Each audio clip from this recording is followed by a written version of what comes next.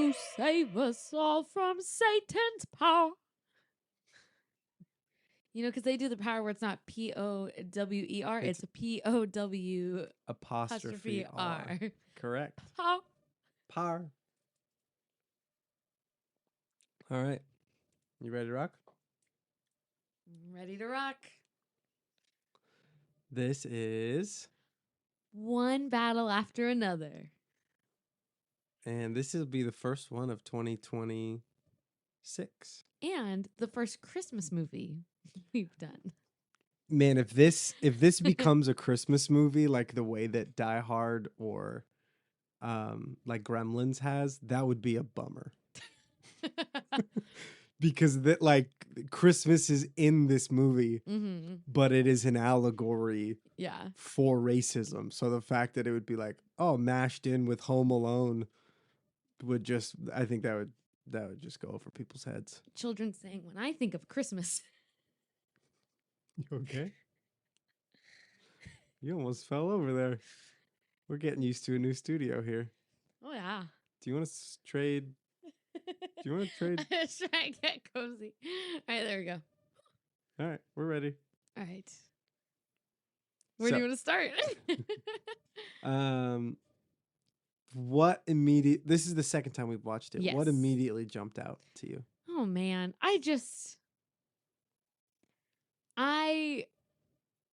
It's very emotional for me watching it. Like, I laugh a lot watching it. I, like, tense up and get really scared. And I'm, like, sobbing like a baby at the end. There's so much to it. I think what I told someone I loved about seeing it the first time in theaters was, like, I just felt like I literally got on, like, a roller coaster ride. Like, I didn't know where it was going. And it's up and down. And when it's action, it's action. Like, it's a lot happening. And so I feel like that's the experience I want in the theaters this year. I want to be shocked. I want to be on a wild ride. Mm-hmm. Yeah, it's just entertaining from start to finish. Like, he's a funny, just interesting, quirky character. And like his journey to find his daughter. Mm-hmm. He meets and interacts with just a bunch of like fascinating people and ecosystems. And I think the hardest I've seen you laugh at least in a movie theater might be when he falls off the roof and then immediately gets tased. You're just not ready for that. I remember us watching it in the theater and I was like, so is he dead? Like, we're only like 30 minutes into the movie. You can't kill off Leonardo DiCaprio before he finds his daughter. Yeah. Like, it's so shocking. I want to know how they shot that fall scene because that looks so funny. And it like, does look really funny. It looks almost real. I mean, it might just be a dummy. Yeah, you just toss it off the roof. I don't know. Because it hits like hard ground. Yeah. Or maybe they stitch it together and have him. No, I was watching it and I thought you would die if that's concrete. Like in the real life movie, like you would. Yeah, there's no way. Yeah. I don't know how they did it, but gorgeous shots. I love Leo in a role where he's just like amidst the chaos. Like, I love him in Once Upon a Time in Hollywood. And similarly, like the action with that, it's not really till the end, but like he's just kind of there and just like, you know, tries to survive. Like, he's not a genius or like super athletic and all that stuff, but he's just like kind of goofy to watch in the midst of all the chaos. Yeah. No, he's so good. He is so good. Is this his best film? To me, it's his best. Yes, wow. This is my favorite of Better his than roles. Once Upon a Time? Yeah. Better than Killers? Killers of the Flower Moon? Wow, I forgot that was the same guy. Yeah. That's how good he was in this. I mean, he's really good in that. He was really good in that. Those are up there. Catch Me If You Can. It's been a fun couple Wolf years. of Wall Street. We've seen a couple of his now in the past like 2 years. Dang. And you know, I slept on this man for so long. Age of his girlfriends aside, he's he's one of the this, generation of actors He plays, well, best. not a great father figure, but he plays one. I'll leave it at that. I don't know how deep you want to go into like the overarching themes, like the political, discourse of that movie and the whole, you know, Christmas Mm-hmm. like allegory for racism. Yeah. But what just from the story's Uh-huh. overview, like overarching view, what was this movie about, do you think, and Hmm. why did it resonate so much with you, specifically like the father daughter? Wow. All right, we can go deep. When we saw it in theaters, I thought it was mostly about race, and I was thinking, Hmm. okay, if this was already a book, I don't know when it was written. Do you know when? I have It's like no idea. 70s. I just know it's based off a It book. seems like a story that would have been written like, Super.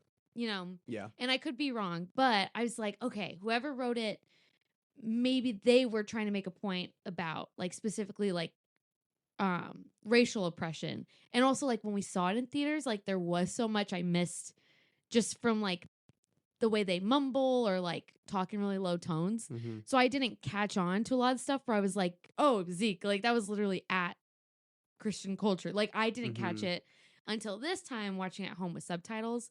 So I thought like, okay, this is trying to talk about racial oppression, but also if this book already existed, why make a movie now?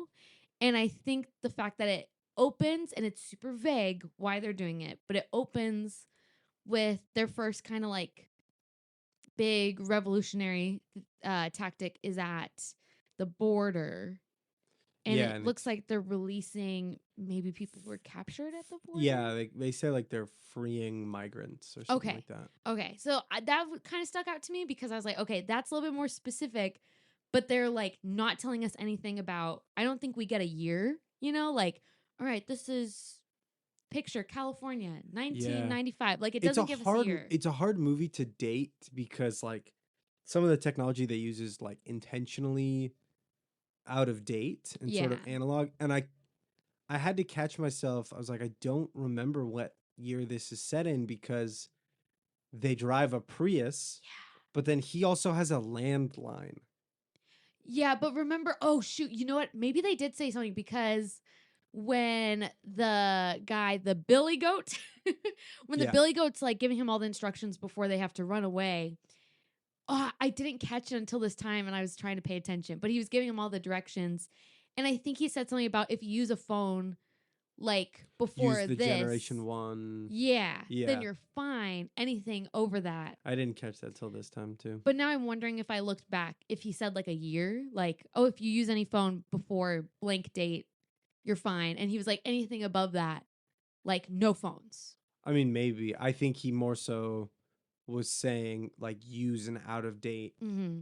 phone because they're not going to use those frequencies. Yeah. Um, but it does do a good job of not dating it completely. I mean, Yeah. there's a 16-year jump too. Yeah. So like at that point, if that's like, let's just say for kicks that that's like 1995 or whatever, 16 years later Mm-hmm. would be like 2011. Mm-hmm. And which at that point I think that there's smartphones and Mm-hmm. all that jazz. But at 1995, there is no cell phone. There's Mm-hmm. no like mobile phone the way that there is now, and Mm-hmm. everybody uses a landline. So it's like a weird thing in a movie to have that big of a jump and that Mm. big of like a timetable difference. Um, yeah, you leaned into me at one point and you said, "I think they're making fun of Christians."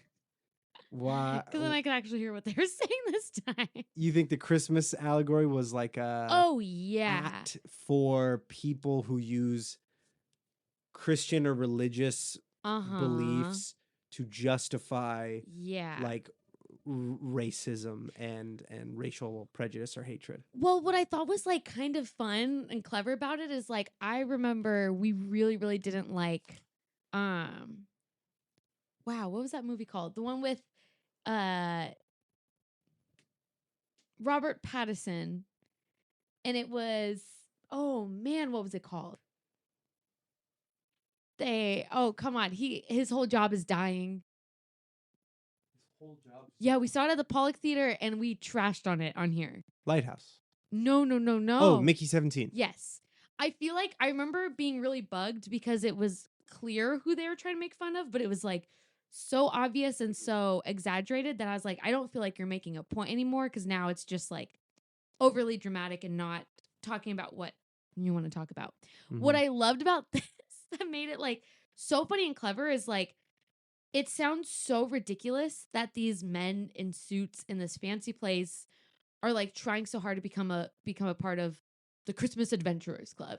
Like Yeah. they didn't put a fancy name like Our Lord and Savior's like most elite or something. Like they didn't dress it up and make it obvious. Like they said Christmas, and it's like it kind of stuns you for a second because up until then, like the movie's getting pretty dramatic, and you're catching on to like, okay, this is about revolutionaries, and we think they're fighting about this. And Christmas is like the first thing that kind of like snaps me out of it. Like, oh, this is about something else, you know? Mhm. And then I think the other time when they have a meeting and they walk in and they're like, Merry Christmas, Hail Saint Nick. Yeah. Again, I think it would have been too on the nose if they, were signing crosses and like, I don't know, quoting scripture. Like, I just think it could have been so overly done that it just would have been kind of like, all right, we get it.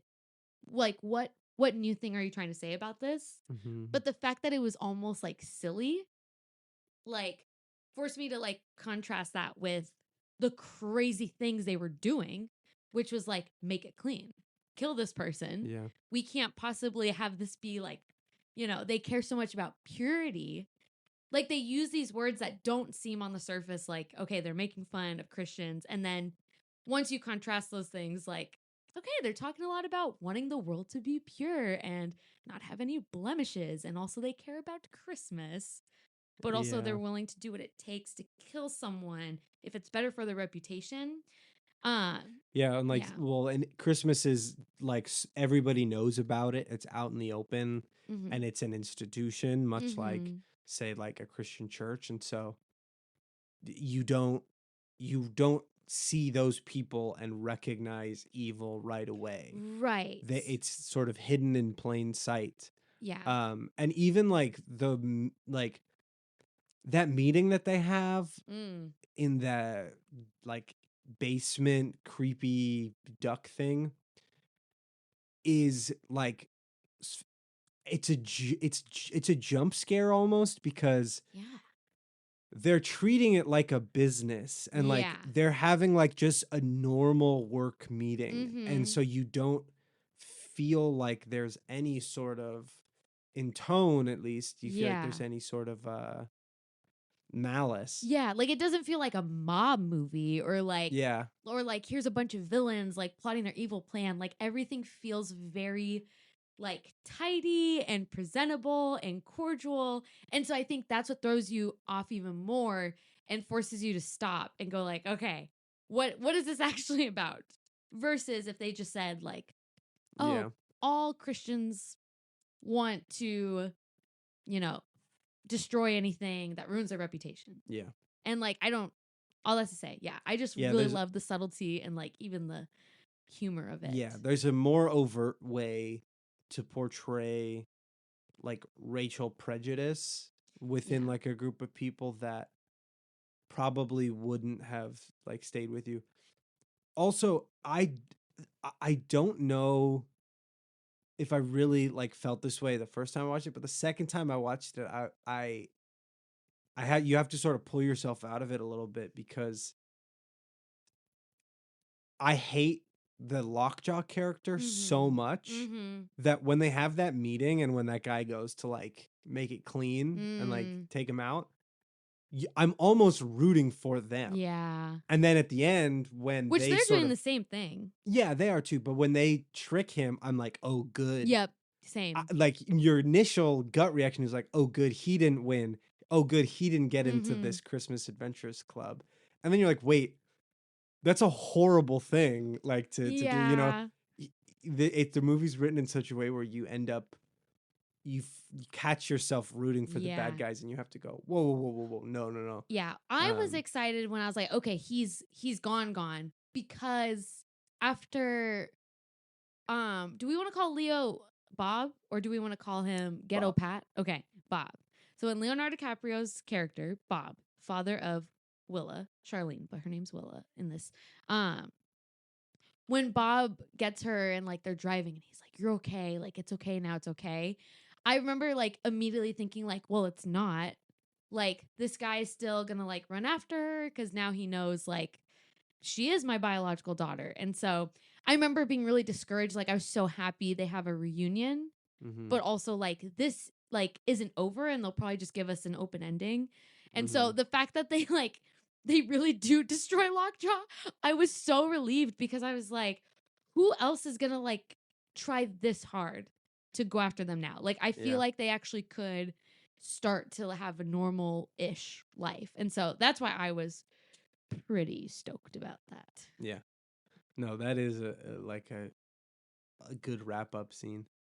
But back to what you were saying earlier, I don't even think necessarily like the movie was like let's just make fun of religion. I think a lot of it was about racial oppression. And unfortunately, I think the easiest way to kind of get that point across in a movie, like a lot of people do associate that with like people who have like the label of being a Christian or like religious and using that to justify mm, like racial oppression. And so yeah, I feel like that was more at the heart of it, but that was just like a way to make it clear what they were talking about, which is really sad yeah. because that has happened a lot Yeah. in our world. Yeah. Yeah. I mean, so much of the language is like this movie was probably written years ago, but it was Mm, taken out of the news today. yeah. Oh, Um, that's what I was gonna say. You were asking. It was the first question you asked, but anyways, all I was gonna say earlier, the book was written who knows how long ago, but the way it opens with like the migrants and freeing them, mhm, this movie came out shortly after like ICE raids have gotten like really big, you know? And so I was like, okay, like maybe that's like the people who made the movie, their way of making it more specific to now, you know? sure. Like we're not just talking about racial oppression in general, like This is something specific that's yeah, happening, a current event. which again is so wild how good this movie is and how vague they are about timestamps of everything. Because you could tell someone it took place in the 90s and it's going to check out. Could tell them it took place in Yeah. 2010s. It's going to check out. Like it works for so many years. Hmm. Yeah. No, it does feel sort of out of time. Um, I feel like the only thing that like dates it really is like the cars, you Mm-hmm. know, the Charger and Mm-hmm. that's kind of the only way you can tell like, oh, this is this Yeah, that's period. true. Like big SUV that like all the cops and everyone have. Hmm. Yeah, no, it's a timely movie.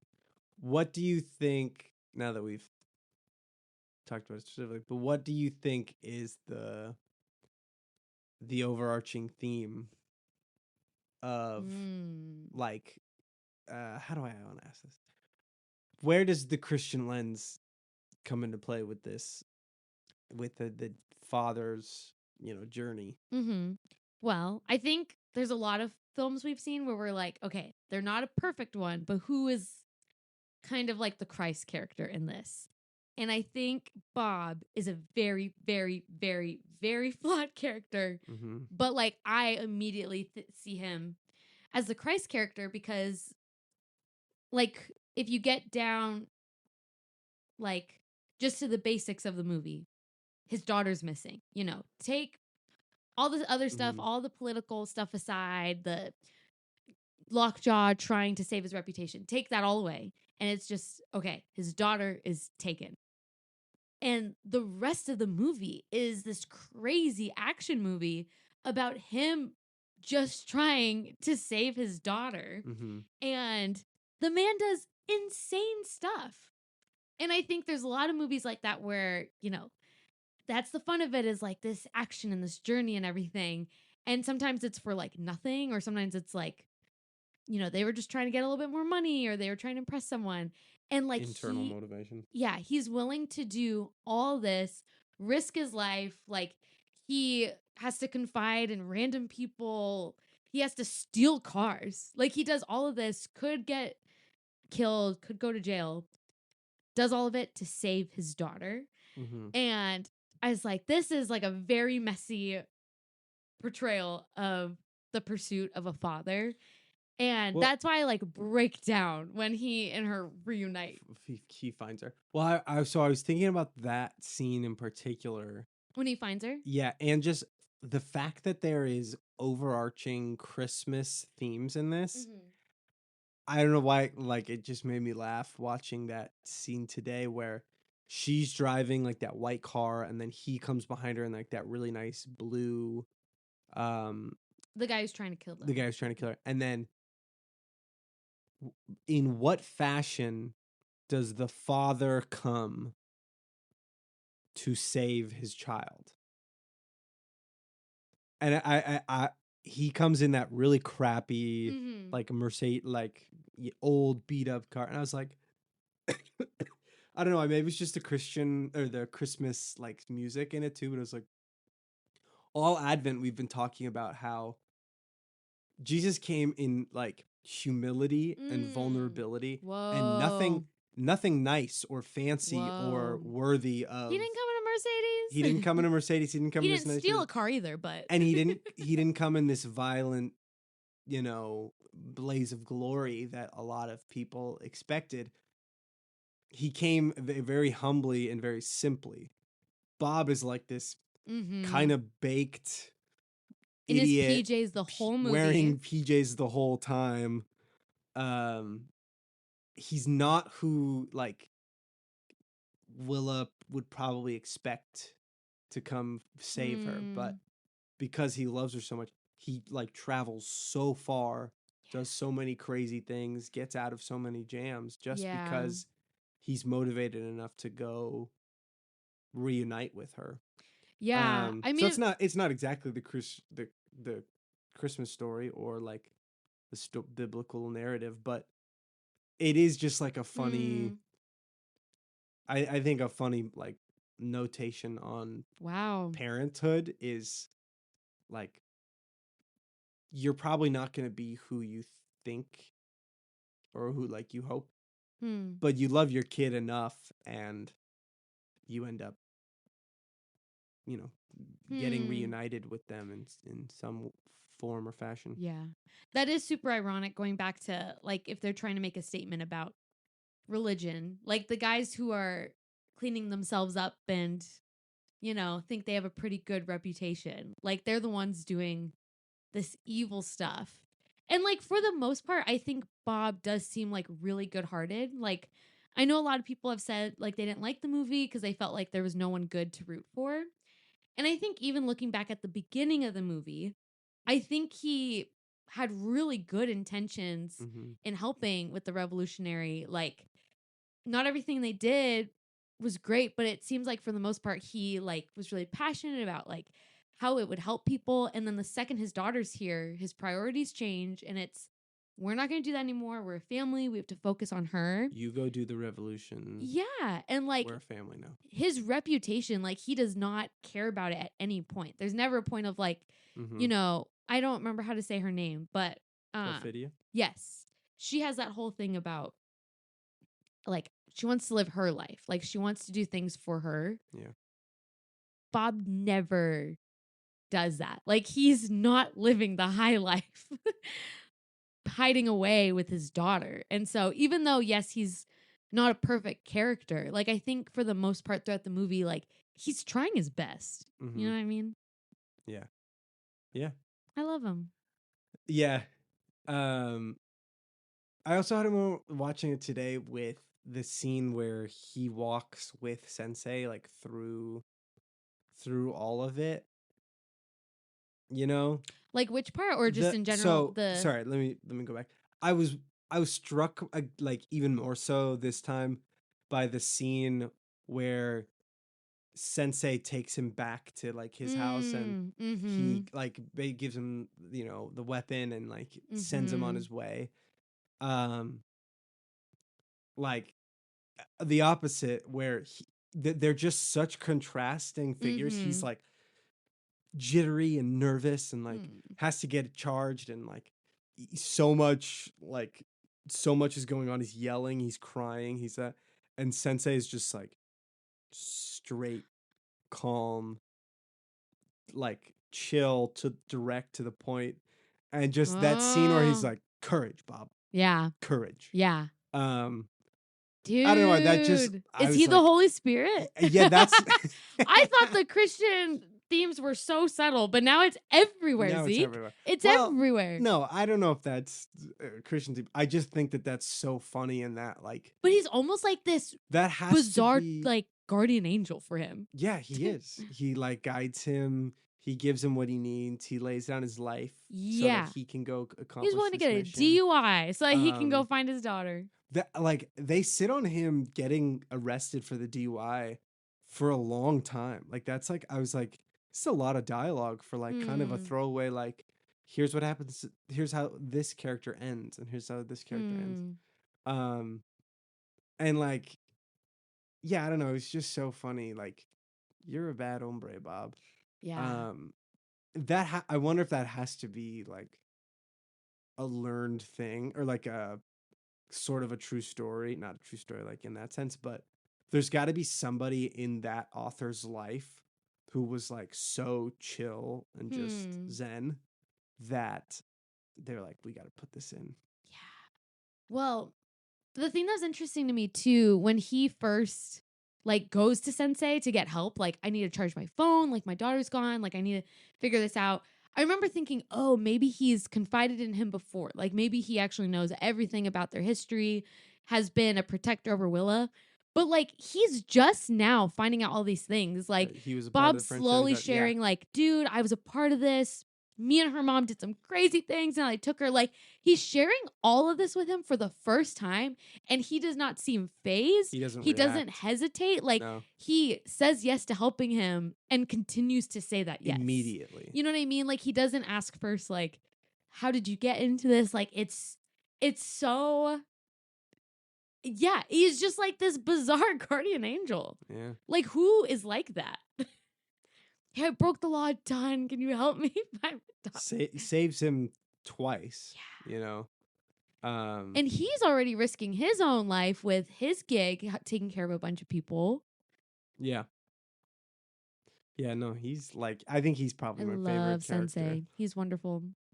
That All right, Holy Spirit, check. that to me is the funniest part of the whole movie is, thank you, Sensei, viva la revolution. And then he's just he just puts his hand up before Yes. the thing closes, and he's Yes. very like calm and chill, Yes. just chill. I Hand remember up. that being in the trailer, and I was like, I have no idea what the context is, but I'm so excited to see this. Yeah. Wow. Yeah. Or my other favorite part of it is, I got power. Gloria a Dios. He doesn't even like let him like, you know what I mean? He just like very monotone says like, okay, if you're happy about that, sure. Congrats. Congrats, buddy. That's so Or like good. he's washing his hands and he's freaking out about on the phone, like, what time is it? I don't know what time it is. 8:15. 8:15.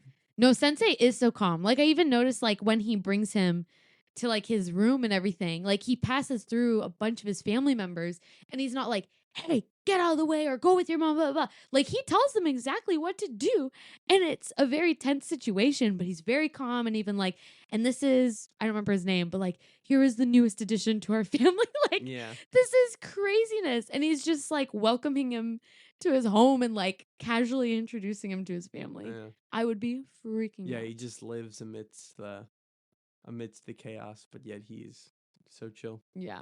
So that's your favorite character in the whole movie? I mean, Deandra's also, I love Deandra. Can we talk about her? so is she the father? No. I think she's She's another got Holy Spirit. yeah. Anyone I don't know, I'm just gonna say they're. Yeah. Um, No, I I mean, the Christian teams are just they're stretches for yeah. this one. I mean, she's kind of for Willa what Sensei is for Bob, and not in the same way. Like she is a part of the revolutionary. Like she's also kind of in a panic, but Okay, what happens at the end though with her? How does her story end? Because I we don't don't think know. I think I misunderstood it the first time. I mean, last we see her is them putting her in the police car, and She's they getting said to her arrested. options were either going to jail or getting killed. Right. And so but the interaction she has with the colonel or the military guy who's asking all those Mm-hmm. questions and he's like it's very simple. You can tell me where he is and I'll let you go intervene. And then you'll go home, and by home I mean prison. Yeah, and so does she like I don't know why this time I was sort of confused because all I was thinking was like give him a fake location Yeah, but and I that way you can wonder. intervene and she never like she did she choose not to give up Bob so that she could save Willa? I mean, I think she genuinely wouldn't be Didn't. able to give Bob She up. doesn't Like she know. doesn't know where he is. And the other thing is, I wonder if them offering that to her is if we find him, then we'll let you, you know, jump in and do your thing. And so I wonder if even if she gave a fake location and they never get him, it's like, okay, you lied to us. Boom. Bam. Yeah, yeah, I guess you're right. I don't know. I just I that didn't strike me as that as odd the first time watching it. The second time I was like it's just such a bummer that her story I ends with her know. I love her. helplessly not being able to do anything. Yeah. Um She's such a great character. and like she tries to save Willa Mm-hmm. and she successfully does for a minute, but then Mm-hmm. yeah, I don't know. I just I that's a real bummer Yeah. of a thread that closes. Yeah. I love her the second like it gets that scene where she's helping them pack up for them to run away. Like she's just protector and provider mode so fast. Yeah. So good. Yeah. She's a good actress. Mm-hmm. Mhm. All right. So I think those are some of our favorite characters. Who was your least favorite character? Well, we both know it's Uh Lockjaw. yeah. I Um hate Lockjaw. He is a cartoon but you character have to give villain. him so yeah, he's a cartoon character. You have to give so much credit to Sean Penn. Like he he goes so quick between like being comedically gross and just weird and like Yeah. militaristic to legitimately terrifying and Mm-hmm. like horrifyingly ugly. Mm-hmm. Um just the scene where at the end where he's like testing her DNA um like a part of that where she's like why is your shirt so tight um Mm-hmm. that part like I was laughing and Mm-hmm. then he kind of gets up and he yells at her and he charges Mm-hmm. her and it's like oh this Yeah. is really sad and heartbreaking. Yeah, he's horrible. um yeah, he's such a cartoon character. So I mean, great acting. Great If you acting. can get me to hate you that much on screen, then it must be wonderful acting. The I think the walk in and of itself should Yeah. be a Oscar award winner. Yeah. He walks like he has too much muscle for his body frame. Like it's a very Yeah. Yeah. It's so good. Did the ending scenes make you nauseous? Oh, the hills? Yeah. Dude, yeah. When we were in the theater, I remember thinking like, "Oh gosh, I hope this doesn't make me nauseous." And I was pretty okay, but I think because we were in the comfort of our home and I just like devoured my dinner, it wasn't even like nauseous from the hills. It was more like, you know, when you go on a roller coaster and Mm-hmm. your head is kind of like, whoo, whoo, whoo. That was me. I was like, I feel kind of lightheaded after Yeah. that 2 seconds on the scene. All I could all I could think was, man, that looks like the drive from Arizona to Oh, California. yeah. Like Yeah. there's some it might not be as hilly, but there's definitely some some parts of that where it's Yeah. just like desert They did so many of those landscape. shots of just hill, Yeah. hill, hill. So, and I'd listened to an interview with um Paul Thomas Anderson like the after the first time I saw it, and I'd have to listen back to it, but I'm pretty sure that they didn't really have the end of the movie like Figured out? written and set in stone. They had just sort of had an idea, and they just went out into the desert for a couple days No way. and like figured it out. Yeah. Like they went into the um production of it not having everything solidified. That's So like, crazy. which is insane because those shots of like the car going up and down and like the focus just reeling from like so close to then far away. Mm-hmm. I just that was brilliant to me, especially seeing that in theaters. I was like, Mm. this is what going to the movies is about. Like, Yeah. there's not like a lot of action or gunfire or like, Mm-hmm. you know, even like there's not a lot of dialogue in that part, but that whole driving Mm-hmm. sequence is so intense. Yeah. And after this we'll talk about the music. I think that plays a big part of it, Mm. but you still like you know what's going on in each of their heads really well just by the way it's edited and by the way it's shot. I just think of how many like there's so many driving scenes Mm-hmm. in this movie that they had to have gotten really used to like setting up a camera rig Mm. in the passenger seat or the front seat, you know. Mm-hmm. Yeah. But They loved those car scenes. yeah, It's the chase. yeah. What did you think of the music throughout the whole movie? Thought it was very fitting. It made me very stressed. I was like, okay, I understand what's happening. Yeah, I think especially the first time I saw it, because when you watch the trailer, you have no idea what this movie is about. And then when we saw it, like there's no rewinding, there's no pause, there's no subtitles. Like it I still felt a little lost the first time we watched it. And so I think the music helps like get the point across of like, hey, this is serious. Like they're about to hunt them down. It's not like, mm-hmm. oh, like they might take them in and they might question them. It's like, no, this is really bad. And we're in for a wild goose chase. So I think the music helped a lot to fit the tone. And then just the random like instrumentals of God bless you, merry gentlemen. Yeah. My gosh. The needle drops were like I think just some of the probably like the best comedic Mm-hmm. essence. Like yeah, like the classic Hark the Herald Angels sing over that scene. Um What's the song when Lockjaw like arises over the hill and he's all bloody and just marching? What's the music playing for that? oh, I don't know. Um I thought the ones that popped out to me this time or second time watching it were My Little Soldier Boy, Oh yeah. when like Perfidia and Lockjaw have like that love Oh scene. yeah. Um that like I didn't catch that. I don't think the first time. The second time I was like, "Oh, that's really gross." But Yeah. that's Yeah. like fitting. Funny.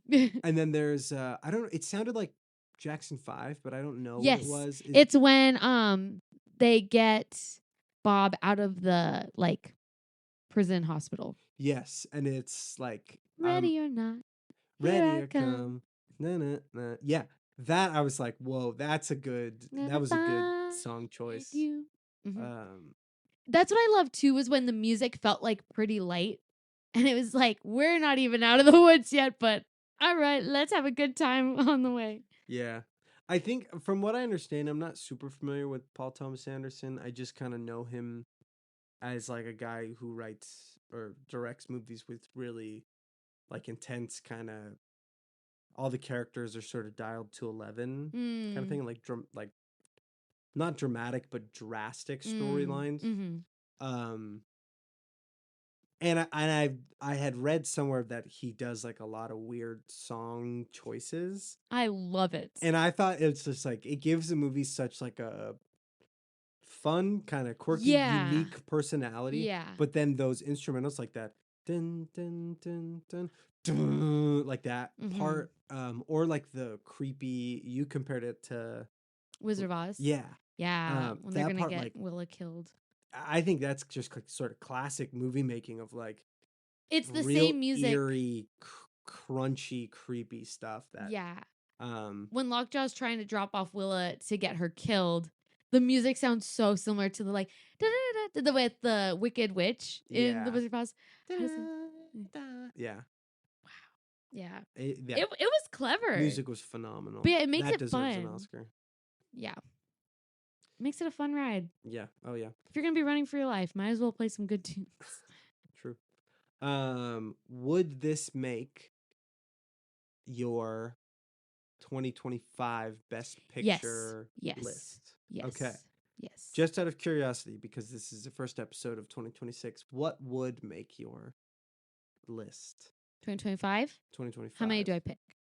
5. I mean, I think there's like there's usually like 9 or 10 in the list, but I think you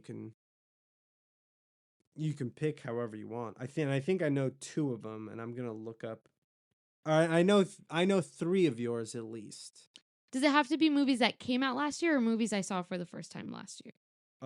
Movies that came out last year. I'm saying, what do you think is gonna get nominated Oh, got it. for Best Picture? Definitely Sinners. Yeah, okay. Never saw the new Wicked, but I feel like they usually get awards.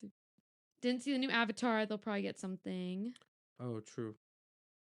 Okay, that puts me up to 5. If those would all make it. I bet Frankenstein would get one as well. I feel like that got a lot of big buzz. You're naming a lot we haven't seen. Not really. Sinners for sure. I think Marty yeah. Supreme. Yeah. Avatar. I feel like there was one more that I don't think it would make it, but I loved Sorry Baby this year. would. You think Hamnet? I don't think it's I gonna don't make think it it. would I make think it. it was so It niche. was pretty niche. Yeah. Yeah. You right. Unfortunately, I did love it. Begonia came out this year. I wonder if that would. We haven't seen it, but I Hmm. wonder if that would get nominated if Yorgos has enough street cred. Yeah, we're slacking. We'll see Begonia, and we can do another viewing of Marty Supreme and an episode on that. Yeah, we were slacking this year. Weapons came out. Together came out. New Fantastic Four. This is so Fantastic Four embarrassing for came out movie this year. podcasters. Wow. Maybe I'm wrong. Well, so for context, this is a long-awaited return of this podcast because we took a hiatus. We moved and we had vacation and then Christmas and so this we give yourself some credit. We only did about two-thirds of the year, in terms of Okay. covering the movies, and we just see the movies we want to see and that we like. We don't need to give in to that consumeristic, yeah. That's right. You right. Okay, anything else that you want to mention about One Battle After Another? Where would this rank in terms of your 2025 movies? Pretty up there. Better than Sinners? I don't have a lot wrong with it. Does this rank higher than Sinners? Does it rank higher than Marty Supreme? Shoot. Those are all so good. What else did we do this year? Sorry Baby, Oh Hi. Mm-hmm. We're It's definitely on the higher than pod. Sorry Baby and Oh Hi. Really? I mean, I think You loved Sorry Baby. I think here's the thing, Zeke, and here's what has me like so impressed by these films. I'm not a big action movie person. Oh, I know. Like I get pretty bored if it's just like, all right, we're chasing them or we're fighting because of spices. Like I need to have fun. All right. If there's gonna be a chase, if there's gonna be all like these people on the run, I need us to have fun. Yeah. Felt like Marty Supreme was so fun. Sinners was so fun. It had its slow moments, but it built up to like the excitement and the action of everything. One battle after another was fun. Yeah, it's I a also good love a ride. movie that like I don't know where it's going and takes me by surprise. Which Marty Supreme and One Battle After Another are both those films. Yeah, like I'm talking like that reaction I had to like Parasite or Nora, where I'm just like, what kind of movie is this? Yeah, Nora's Where another are one of we? those where you just follow a character and you have legitimately no you have no chance of guessing what's going to happen next. Yeah. You know, I do love One Battle After Another. Maybe for now, I'd have to put Marty Supreme above it. Only nothing wrong with the film. I think again, especially the first time viewing it, I just had trouble sometimes understanding like what are we doing? What are these revolutionaries for? What are they fighting for? What are they fighting against? And that made it confusing to figure out who you were rooting for. Whereas like Marty Supreme is pretty clear, like, here's the sitch. Yeah. And then we'll see how he goes about it. This one is just way more palatable than Marty Supreme. Mm-hmm. There are scenes in Marty Supreme and just moments where you're like, "Ah, this might be too much. Mm. This is hard on my heart." Mm-hmm. Also, sorry, not to backtrack. Superman Yeah, also that was came out last this year. year. These are definitely better than Superman for me. Yeah. Although I did legitimately enjoy Superman, but this one just holds a little more weight, I think, to it. Mm-hmm. Superman is just kind of a fun, comic book thing. Yeah. Um, I don't like vampires, but Sinners was a masterpiece. yeah, I think Sinners Like that story still was takes the so cake. good. Music, the production, like that was such a piece of art. Okay. We'll get more into this. We can do a 2025 wrapped once the Oscars are Ooh, approaching and sounds we see fun. the nominees. And we're gonna have to do the thing where we Or watch all brackets. of them for and predictions. Do you think we've seen most of the Best Nope. Picture nominees? I No. mean, Avatar and Wicked, I think, are two that will probably be close or be up there, and Nah, I we think haven't we're seen those. slacking. But the rest of them, I don't know. We'll see. So that'll be sometime soon, and we'll be doing probably one on Marty Supreme at some point as well. Mm-hmm. Shall And we give our star rating of One Battle After Another? yes, you give yours while I pull up Letterboxd. I think we should say them at the same time. You want to say them at the same time? Okay. I can't. I've already forgotten. It's out of 10, right? Out of 5 stars. Out of 5. Okay.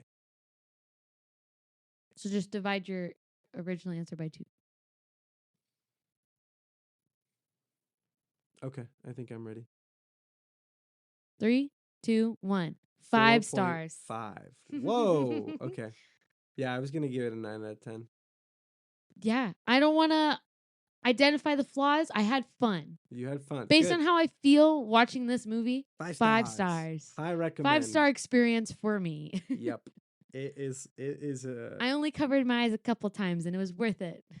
Yeah. You know what? That is actually fair for a movie that is about like war and violence, like political violence.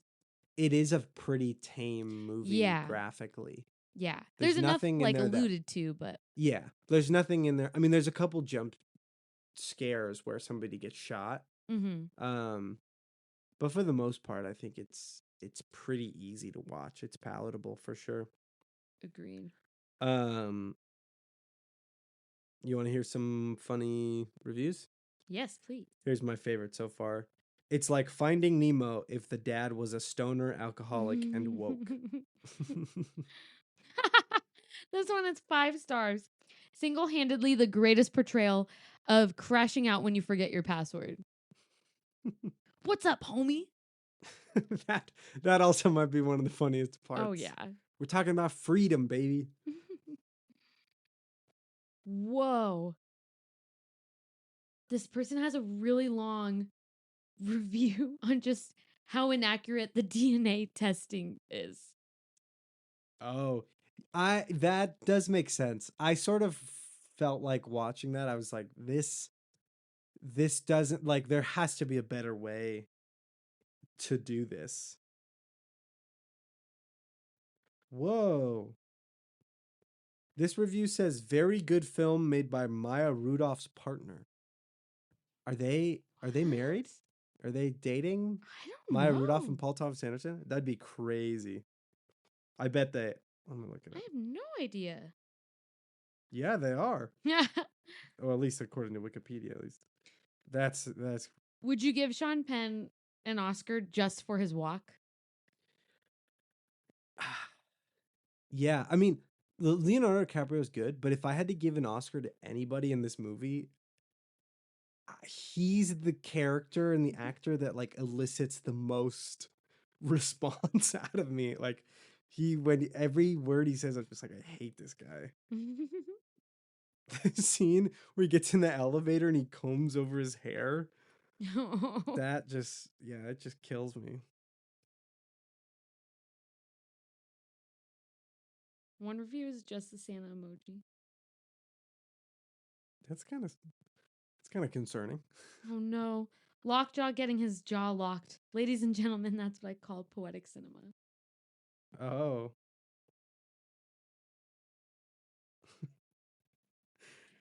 This one says, one masterpiece after another. And then the next one, I see Sean Penn walking towards me when I close my eyes. Oh no. Anytime I saw him on screen, I just couldn't see him the same. Yeah. That's just it's just crazy. Yeah. Um I really, really enjoyed this one. And I mean, this was my second watch. This was your third. Oh yeah, it is. I It's a guess you're great right. film. Yeah, I saw it like twice so Mhm. close together that it just so blends in my mind. But yeah, you're right. Wow. That's Wow. a good movie. I'm a big PTA guy, I guess. I guess so. Except I wasn't a big fan of licorice pizza, so I don't know. That's why that girl's in it. All right. Anyways, Yeah, that's Paul Thomas Anderson too. very different vibe. But you get what I mean about his characters being like his storylines being sort of dialed to 11. I mean, I fell asleep during licorice pizza, so I didn't know there was a pattern. I didn't know what to expect. Yeah. Any last thoughts? Excellent film. Excellent. One that I'm really glad I saw in theaters too. Hearing like that piano score, that dun, dun, dun, and then the violins like the dun, that like rattled my bones in the theater, and that was really fun to experience. And like it was different to me watching the final scene at home versus when it's in theaters. It's your entire view. Like you can't see it like anything else, and so this like nausea sort of settles in this nervousness versus like when I watched it at home, I was like, I looked down or I could see the captions. It just didn't. So I'm really glad I saw it in theaters. Same. Great. Well, that's a wrap. That was our last movie we saw in theaters in 2025, baby. 2025 complete.